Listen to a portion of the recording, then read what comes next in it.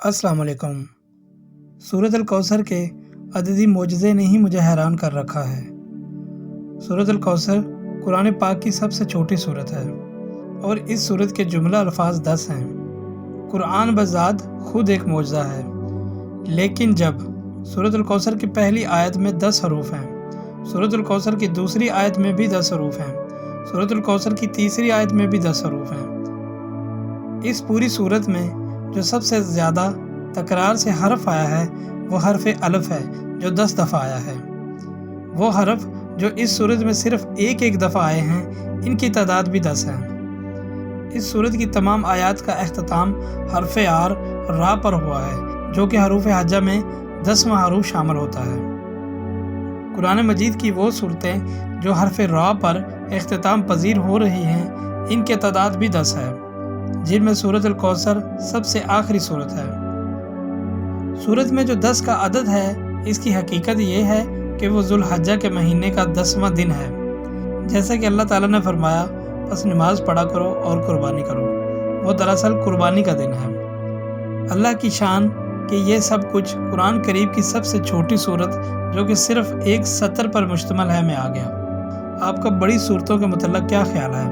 اللہ تعالیٰ نے اس لیے فرمایا کہ ہم نے اپنے بندے پر جو کچھ نازل کیا ہے، اگر تمہیں اس میں شک ہو تو اس جیسی ایک صورت ہی لے آؤ۔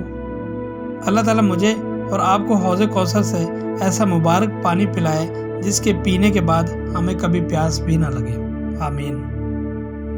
قرآن حکیم کا دعویٰ ہے کہ اس میں کوئی باطل بات داخل نہیں ہو سکتی، اس لیے کہ قرآن حکیم کا ایک حرف اتنی زبردست کیلکولیشن اور اتنے حساب و کتاب کے ساتھ اپنی جگہ پر فٹ ہے کہ اسے تھوڑا سا بھی ادھر ادھر کرنے سے وہ ساری کیلکولیشن درم برم ہو جاتی ہیں، جس کے ساتھ قرآن پاک کی اعجازی شان نمایاں ہے۔ اتنی بڑی کتاب اور اتنی باریک کیلکولیشن کا کوئی رائٹر تصور بھی نہیں کر سکتا۔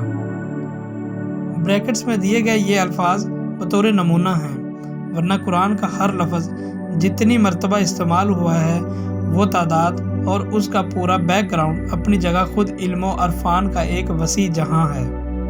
دنیا کا لفظ اگر 115 مرتبہ استعمال ہوا ہے تو اس کے مقابل آخرت کا لفظ بھی 115 مرتبہ استعمال ہوا ہے۔ دنیا و آخرت 115 مرتبہ، شیاطین و ملائکہ 88 مرتبہ، موت و حیات 145 مرتبہ، نفع و فساد 50 مرتبہ، اجر و فضل 108 مرتبہ، کفر و ایمان 25 مرتبہ، شہر 12 مرتبہ، کیونکہ شہر کا مطلب مہینہ اور سال میں 12 مہینے ہی ہوتے ہیں، اور یوم کا لفظ 360 مرتبہ استعمال ہوا ہے۔ اتنی بڑی کتاب میں اس عددی مناسبت کا خیال رکھنا کسی بھی انسانی مصنف کے بس کی بات نہیں۔ مگر بات یہیں ختم نہیں ہوتی۔ جدید ترین ریسرچ کے مطابق قرآن حکیم کے حفاظتی نظام میں 19 کے عدد کا بڑا عمل دخل ہے۔ اس حیران کن دریافت کا صحرا ایک مصری ڈاکٹر راشد خلیفہ کے سر ہے، جو ایک امریکہ کی یونیورسٹی میں کیمسٹری کے پروفیسر تھے۔ 1968 میں انہوں نے مکمل قرآن پاک کمپیوٹر پر چڑھانے کے بعد قرآن پاک کی آیات اور ان کے الفاظ و حروف میں کوئی تعلق تلاش کرنا شروع کر دیا۔ رفتہ رفتہ اور لوگ بھی اس ریسرچ میں شامل ہوتے گئے، حتیٰ کہ 1972 میں یہ ایک باقاعدہ اسکول بن گیا۔ ریسرچ کا کام یوں ہی آگے بڑھا، ان لوگوں پر قدم حیرتوں کے پہاڑ ٹوٹ پڑے۔ قرآن حکیم کے الفاظ و حروف میں انہیں ایک ایسی حسابی تربیت نظر آئی جس کے مکمل ادراک کے لیے اس وقت تک کے بنے ہوئے کمپیوٹر بھی ناکافی تھے۔ کلام اللہ میں 19 کا ہندسہ صرف سورہ مدثر میں آیا ہے، جہاں اللہ تعالیٰ نے فرمایا، دوزخ پر ہم نے 19 محافظ فرشتوں کو مقرر کر رکھا ہے۔ اس میں کیا حکمت ہے یہ تو رب ہی جانے، لیکن اتنا اندازہ ضرور ہو جاتا ہے کہ 19 کے عدد کا تعلق اللہ کے کسی حفاظتی انتظام سے ہے۔ پھر ہر سورت کے آغاز میں قرآن مجید کی پہلی آیت بسم اللہ کو رکھا ہے، گویا کہ اس کا تعلق بھی قرآن کی حفاظت سے ہی ہے، کیونکہ ہم دیکھتے ہیں کہ بسم اللہ کے کل حروف ہی 19 ہیں۔ پھر یہ دیکھ کر مزید حیرت میں اضافہ ہوتا ہے کہ بسم اللہ میں ترتیب کے ساتھ 4 الفاظ استعمال ہوتے ہیں، اور ان کے بارے میں ریسرچ کی تو ثابت ہوا کہ اسم پورے قرآن میں 19 مرتبہ استعمال ہوا ہے۔ لفظ الرحمن 57 مرتبہ استعمال ہوا ہے جو کہ 19 ضرب 30 کا حاصل ہے، اور لفظ الرحیم 114 مرتبہ استعمال ہوا ہے جو کہ 19 ضرب 6 کا حاصل ہے، اور لفظ اللہ پورے قرآن پاک میں 2699 مرتبہ استعمال ہوا ہے جو کہ 19 ضرب 142 کا حاصل ہے۔ لیکن یہاں بقیہ ایک رہتا ہے جس کا صاف مطلب ہے کہ اللہ کی ذات پاک کسی حساب کے تابع نہیں، وہ یکتا ہے۔ قرآن مجید کی صورتوں کی تعداد بھی 114 ہے جو کہ 19 ضرب 6 کا حاصل ہے۔ سورہ توبہ کے آغاز میں بسم اللہ نازل نہیں ہوئی، لیکن سورہ نمل آیت نمبر 30 میں مکمل بسم اللہ نازل کر کے 19 کے فارمولہ کی تصدیق کر دی۔ اگر ایسا نہ ہوتا تو حسابی قاعدہ فیل ہو جاتا۔ اب آئیے حضور صلی اللہ علیہ وآلہ وسلم پر اترنے والی پہلی وحی کی طرف۔ یہ سورۃ العلق کی پہلی 5 آیات ہیں اور یہیں سے 19 کے اس حسابی فارمولے کا آغاز ہوتا ہے۔ ان 5 آیات کے کل الفاظ 19 پر ہیں اور ان 19 الفاظ کے کل حروف 76 ہیں جو کہ ٹھیک 19 ضرب 4 کا حاصل ہے۔ لیکن بات یہیں ختم نہیں ہوتی۔ جب سورۃ العلق کے کل حروف کی گنتی کی گئی تو عقل تو ورطہ حیرت میں ڈوب گئی کہ اس کے کل حروف 304 ہیں جو کہ 19 ضرب 4 ضرب 4 کا حاصل ہے۔ عقل یہ دیکھ کر حیران کی اتھاہ گہرائیوں میں مزید ڈوب جاتی ہے کہ قرآن پاک کی موجودہ ترتیب کے مطابق سورۃ العلق قرآن پاک کی 96 نمبر سورت ہے۔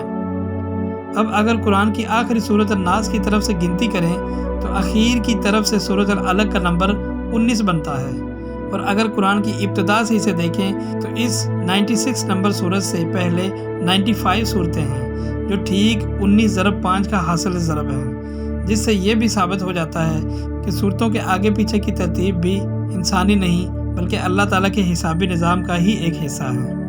قرآن پاک کی سب سے آخر میں نازل ہونے والی سورت سورہ نصر ہے۔ یہ سن کر آپ پر پھر ایک مرتبہ خوشگوار حیرت طاری ہوگی کہ اللہ پاک نے یہاں بھی 19 کا نظام برقرار رکھا ہے۔ پہلی وحی کی طرح آخری وحی سورہ نصر ٹھیک 19 الفاظ پر مشتمل ہے۔ یوں کلام اللہ کی پہلی اور آخری سورت ایک ہی حسابی قاعدہ سے نازل ہوئی۔ سورہ فاتحہ کے بعد قرآن حکیم کی پہلی سورت سورہ بقرہ کی کل آیات 286 ہیں، اور اگر 2 ہٹا دیں تو مکی صورتوں کی تعداد سامنے آتی ہے، 6 ہٹا دیں تو مدنی صورتوں کی تعداد سامنے آتی ہے۔ 86 کو 28 کے ساتھ جمع کریں تو کل صورتوں کی تعداد 114 سامنے آتی ہے۔ آج جب کہ اس دور میں عقل و خرد کو سائنسی ترقی پر بڑا ناز ہے، یہی قرآن پھر اپنا ایک چیلنج دہراتا ہے۔ حساب دان، سائنسدان، ہر خاص و عام مومن ہو یا کافر، سبھی سوچنے پر مجبور ہیں کہ آج بھی کسی کتاب میں ایسا حسابی نظام ڈالنا انسانی بساط سے باہر ہے۔ طاقتور کمپیوٹر کی مدد سے بھی اس جیسے حسابی نظام کے مطابق ہر طرح کی غلطیوں سے پاک کسی کتاب کی تشکیل نامکمل ہوگی، لیکن 1400 سال پہلے اس کا تصور ہی محال ہے۔ لہٰذا کوئی بھی صحیح العلق آدمی اس بات کا انکار نہیں کر سکتا کہ قرآن کریم کا حسابی نظام اللہ کا ایسا شاہکار معجزہ ہے جس کا جواب قیامت تک کبھی بھی نہیں ہو سکتا۔ اور قرآن میں اللہ تعالیٰ ایک جگہ فرماتے ہیں کہ پوچھ لو گنتی کرنے والوں سے۔ دوستو، قرآن کریم کی روزانہ تلاوت کیا کریں۔ اللہ ہم سب کو قرآن پاک پڑھنے اور اس کو سمجھنے کی توفیق عطا فرمائے اور ہمارے دلوں میں ایمان کو سلامت رکھے اور اللہ کے احکام پر عمل کرنے کی توفیق عطا فرمائے۔ اگر آپ کو اتنی قیمتی انفارمیشن اگر آپ کو پسند آئے تو صدقہ جاریہ سمجھ کے تہہ دل سے اس کو آپ شیئر کریں اپنے دوستوں کے ساتھ، ہمارے چینل کو سبسکرائب کریں اور اس ویڈیو کو لائک کریں۔